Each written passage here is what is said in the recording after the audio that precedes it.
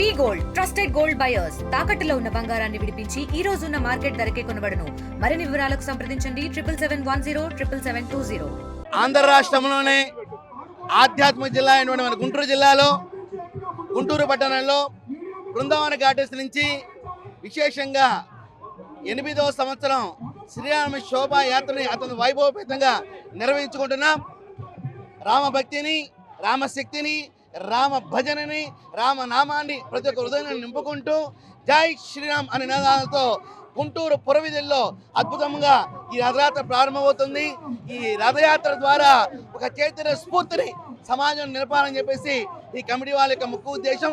ఇక్కడ నుంచి రామనాథ క్షేత్రంతో ఈ కార్యక్రమం ముగుస్తుంది. జై శ్రీరామ్. గత 8 సంవత్సరాలుగా శ్రీరామ ఉత్సవ కమిటీ ఆధ్వర్యంలో భారీ ఎత్తున రామ భక్తులతో పాటు ఈ దేశ ధర్మాన్ని కాపాడేటటువంటి ప్రతి ఒక్క వ్యక్తి కూడా పాల్గొంటూ ఇవాళ 8వ సంవత్సరంలో అడుగడిగి గుంటూరు నగరంలో పెద్ద ఎత్తున మనందరం కూడా రాముడి యొక్క ఉత్సవాన్ని జరుపుకుంటా ఉన్నాం. శ్రీరామ యొక్క చెప్పాలి అంటే పురుషోత్తమ మర్యాద రాముడుగా రామాన్ విగ్రహో ధర్మ అని చెప్తా ఉంటాం.